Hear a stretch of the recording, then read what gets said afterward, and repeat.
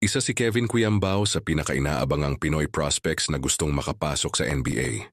Dahil dito ay nagtungo siya sa Amerika upang subukan ang kanyang kapalaran sa NBA Summer League. Pero bakit nga ba hindi siya nakasama sa final lineup ng Sacramento Kings? Noong unang linggo ng Hulyo 2025, lumipad si Kevin patungong Sacramento, California. Personal siyang inimbitahan ng coaching staff ng Kings, kabilang si Coach Jimmy Alapag, upang subukan sa isang private training camp na may layuning makapasok si KQ sa official Summer League roster ng Kings para sa Las Vegas tournament. Pero nitong July 7, lumabas ang official 14-man Summer League roster ng Sacramento Kings at hindi kabilang si Cuyambao.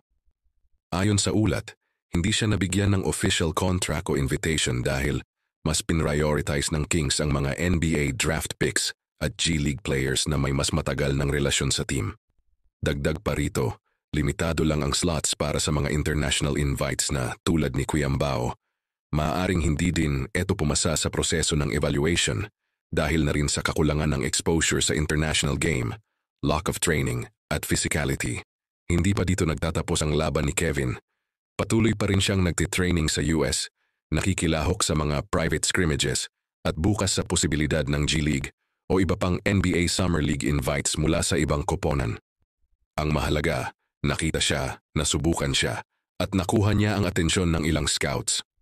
Para kay Kevin Cuyambao, hindi ito ang wakas, kundi simula pa lang. Abangan natin kung saan hahantong ang kanyang NBA dream. Para sa updates, huwag kalimutang mag-like, mag-subscribe at i-follow si KQ sa kanyang journey. Video ni Kevin Cuyambao sa kanyang